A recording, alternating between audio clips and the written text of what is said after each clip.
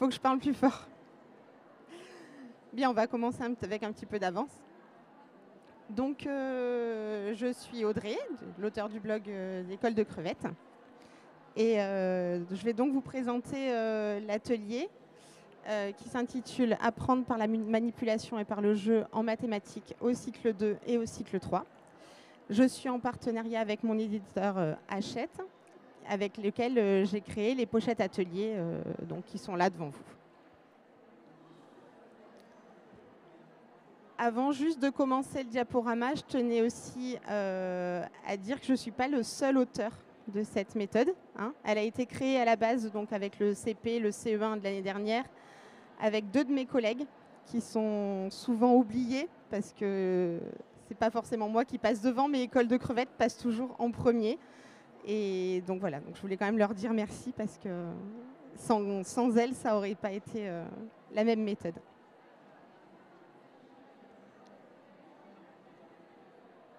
Voilà. Donc ce projet est né en fait il y a maintenant 15 ans quand j'ai commencé à enseigner. J'ai débarqué en REP+, en 2e année et j'ai été confrontée à des élèves qui avaient des niveaux hétérogènes comme on peut tous avoir dans nos classes. Et les solutions que j'ai trouvées passaient par le jeu, par la différenciation, par la flexibilité dans la classe, alors pas forcément au niveau des assises comme on peut avoir maintenant, mais justement par une différenciation dans les jeux que je leur proposais, par un suivi par compétences aussi, et du coup une évaluation qui était forcément plus positive. Parce qu'à partir du moment où on évalue les enfants quand ils savent faire les choses, forcément on ne les met pas en échec. Et c'est aussi à ce moment-là que j'ai commencé à partager mes jeux sur le blog, qui au début était un bébé blog, et puis qui au fur et à mesure s'est agrémenté de jeux et d'ateliers. Voilà, donc la méthode est née il y a maintenant 2 ans et demi. On a commencé à publier le CP et le CE1. Il faut savoir que en fait, Hachette a découvert mon blog en se rendant compte que je publiais des ateliers et des jeux, et ils m'ont contacté eux-mêmes pour que je puisse créer cette méthode. J'ai eu la grande chance qu'ils ne me demandent rien d'autre que le fait qu'il y ait des jeux et des ateliers dans la méthode et qu'ils me laissent libre de tout le reste. Donc j'ai pu vraiment mettre sur papier ce qu'on faisait déjà dans l'école, donc avec mes collègues, directement dans ces pochettes. Voilà, donc c'est une méthode qui est clé en main. Alors, si je l'avais faite toute seule et sans Hachette, ça aurait été une méthode un peu fouillie, dans laquelle j'aurais aimé mettre plein d'ateliers. Mais c'est vrai qu'il faut aussi que ça s'adresse à de jeunes enseignants et que ça s'adresse à des personnes qui n'ont pas l'habitude de travailler en atelier, autant qu'à des personnes qui ont l'habitude de travailler justement avec des jeux, tout ça. Donc il fallait que ça regroupe tout le monde et on a réussi à faire quelque chose de plutôt construit.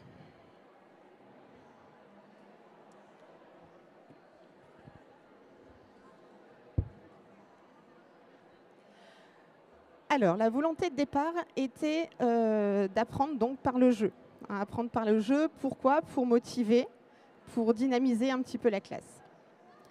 Se faire plaisir en faisant des maths, donc ça c'est plutôt facile pour les élèves, et en proposant des activités qui sont ludiques et en faisant énormément manipuler. La mise en place d'ateliers simples et ritualisés. On sait très bien que les élèves, quand c'est ritualisé et qu'ils ont l'habitude de faire les jeux et les ateliers, sont de plus en plus autonomes. Et cette autonomie, elle est profitable dans les classes à double niveau, par exemple, ou encore, justement, si on veut essayer de s'occuper des élèves les plus fragiles, laisser des élèves en autonomie permet d'avoir plus de temps pour les autres. Répondre aux besoins de chaque élève, donc en travaillant, comme je l'ai dit tout à l'heure, par compétences, et aussi en utilisant des moments de différenciation avec de la remédiation ou de l'approfondissement. Ça, j'y viendrai tout à l'heure. Un suivi adapté à chaque élève. Donc le suivi par l'enseignant, donc on a créé là-dedans des fiches de suivi des élèves pour les ateliers et aussi pour les compétences. Et une place qui est donnée au problème, donc en passant de la manipulation à l'abstraction à chaque fois. Et donc on a dans notre méthode des petits livrets propres au problème, mais on a aussi des problèmes dans chaque séance de calcul.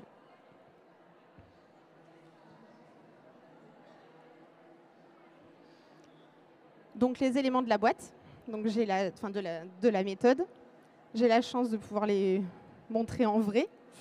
Donc on a pour chaque niveau un guide ressources, donc qui est le guide enseignant, la pochette dans laquelle sont les livrets et la boîte de manipulation. Donc là, j'ai pas tout, mais il existe tout jusqu'au CM1 pour l'instant. Et le niveau CM2 est en cours d'écriture. Donc, je vais commencer par vous présenter le guide ressources. L'organisation qu'on a choisie est de travailler une même grande compétence tout au long de l'année.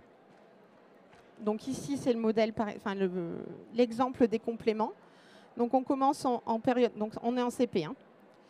On commence en période 1 avec la maison du 5, puis après, sur une séance, après on voit donc les compléments à 5 pour un petit peu systématiser tout ça. Pareil en période 2 avec les compléments à 10 avec la maison du 10. Et ensuite, voilà, comme ça partout, pour toutes les compétences, on va avoir comme ça cette méthode un petit peu spiralaire qui va revenir. Et à chaque fois qu'une compétence est vue, elle sera revue tout au long de l'année en calcul mental.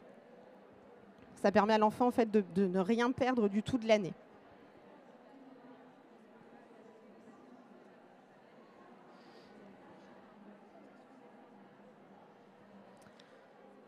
Alors voilà comment se présente chaque module. Donc on commence avec une présentation académique, avec ici les attendus, les compétences à acquérir, l'organisation du module, qui s'organise en séquence puis en séance, le matériel qui sera préparé et qui peut être téléchargé sur le site, sur l'application, les rituels qui sont en rapport avec le module et qui seront donc revus tout au long de l'année et jusqu'à la fin de l'année. Et ici, des activités interdisciplinaires. Donc là, on a 2 séances de PS qui permettent là aussi de rebrasser un petit peu les compétences qui ont été vues et peut-être pas tout à fait comprises.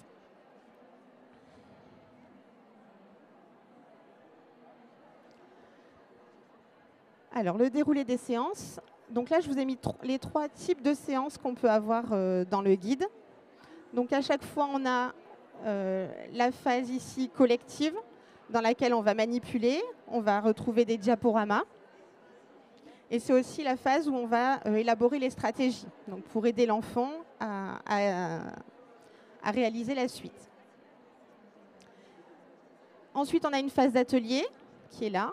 Donc soit un atelier qui est en collectif, et dans ce cas-là, c'est à l'enseignant de faire l'étayage au sein des groupes. Ou alors 2 ateliers. Donc le premier est un atelier avec l'enseignant. Donc on peut imaginer à peu près un tiers de la classe qui va rester avec l'enseignant si la notion n'a pas été bien comprise pendant la phase collective. Et ici, un atelier d'élèves qui sont en totale autonomie sur un jeu qu'ils connaissent parfaitement, parce que souvent, ce sont des jeux de la boîte. Et ce sont donc des jeux qui reviennent tout au long de l'année. Et on a quelques séances comme ça, sans atelier, où on va osciller entre manipulation, réflexion collective, pour revenir à de la manipulation, pour bien comprendre les stratégies qui sont en jeu. À la fin, à chaque fois, on a une institutionnalisation qui va donc rappeler la stratégie et ce qu'on a appris dans la séance.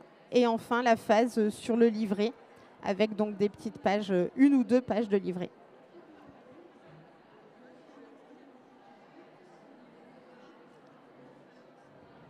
On termine le module par la différenciation. Donc, ici, je vous ai mis un modèle de la progression annuelle. Et au sein même de la progression annuelle, pour pouvoir avoir des temps d'arrêt on a décidé de placer des différenciations pour pouvoir revoir, par exemple, des compétences qui n'ont pas été bien acquises.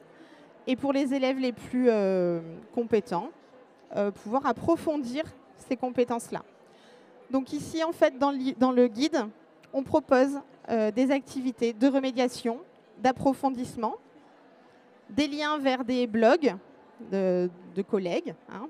On essaye de mettre quelques jeux qui peuvent être intéressants, des liens vers des jeux qui sont en ligne et des liens canopés vers les fondamentaux et les leçons qui sont en ligne.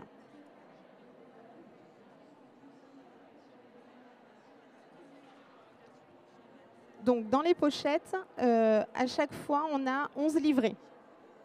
On en a 6 en calcul numération, 1 en géométrie grandeur-mesure, non, 1 en géométrie, 1 en grandeur-mesure et 3 en problème. Il y a problème pour comprendre, problème pour chercher et les problèmes méthodologiques.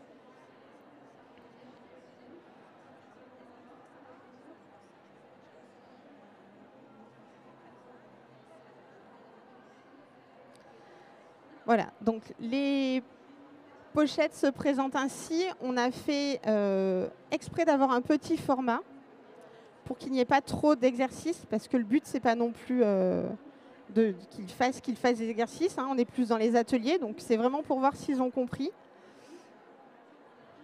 Et les exercices reviennent de manière très répétée. Donc le but, là aussi, c'est que les élèves soient en autonomie et qu'on puisse aider les élèves les plus en difficulté qui auraient du mal.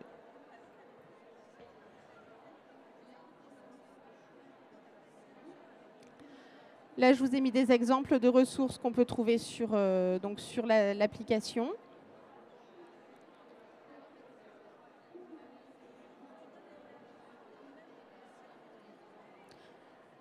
Le guide de calcul mental, je vous l'ai amené ici.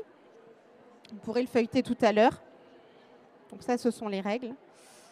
Ça se présente ainsi. Donc chaque jour de la semaine a ses petites consignes, on va dire. Et à chaque fois, ça se rapporte. Donc ça peut se rapporter à un diaporama ou à une petite fiche d'exercice ou alors à du calcul mental à l'oral.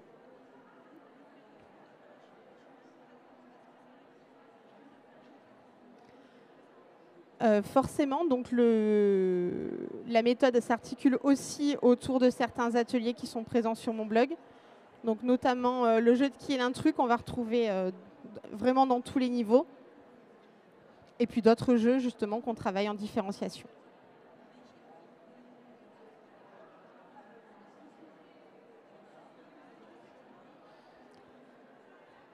Donc les boîtes de jeux.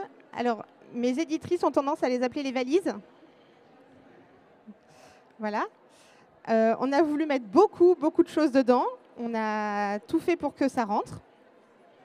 On y est arrivé.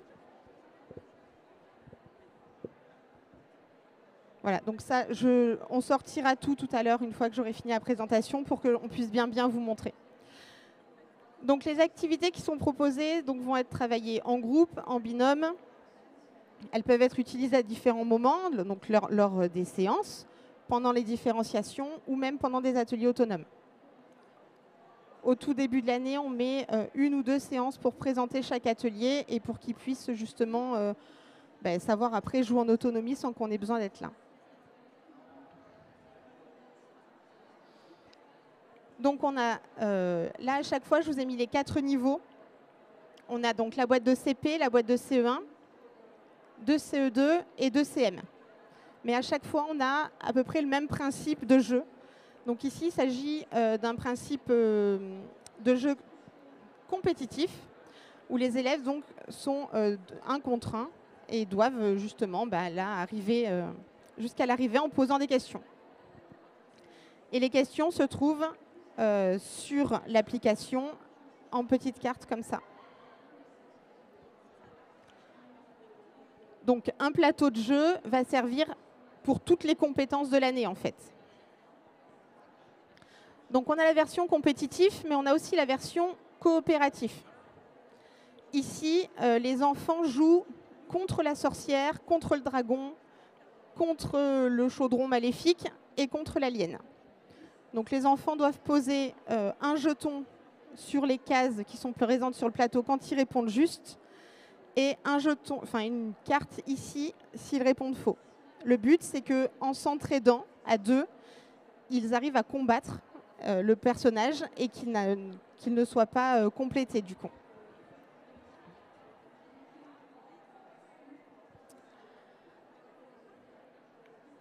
Donc ici, ce sont des jeux d'observation et de stratégie pour celui-ci. Là, donc, on a des listes de nombres et il faut que les enfants placent le plus vite possible leur jeton sur le nombre en question. Donc, par exemple, si on dit 10 plus 10, hop, ils doivent chercher tout de suite 20 et poser leur jeton dessus. S'ils ont gagné, ils gagnent leur jeton et celui qui a le plus de jetons à la fin de la partie a gagné. Pareil pour tout ce qui est géométrie, grandeur, mesure. Avec des descriptions, on arrive aussi à jouer de la même manière. Et ici, il faut aligner des jetons de manière stratégique. Donc ça, c'est plus pour le CE2 et CM. Voilà.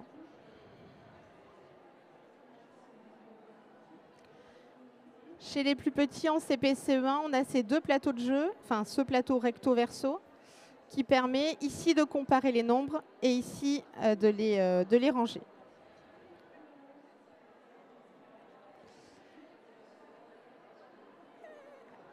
Donc ça, ce sont des plateaux qui permettent de travailler surtout sur les problèmes de partage. Des cartes nombres et de représentation qui nous permettent de jouer au mistigris, à la bataille.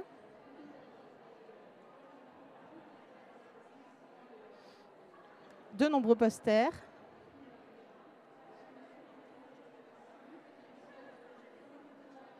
Des cartes à pince, qui sont bien connues de tout le monde.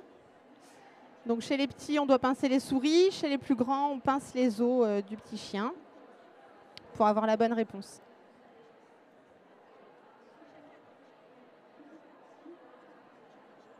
Des cartes de cache-cache, donc ce sont des cartes à voler qui permettent de venir cacher une des parties pour trouver le complément.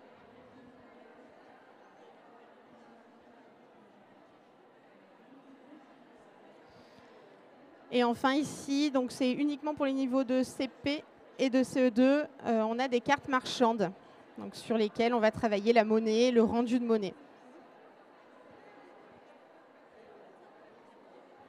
Et voilà.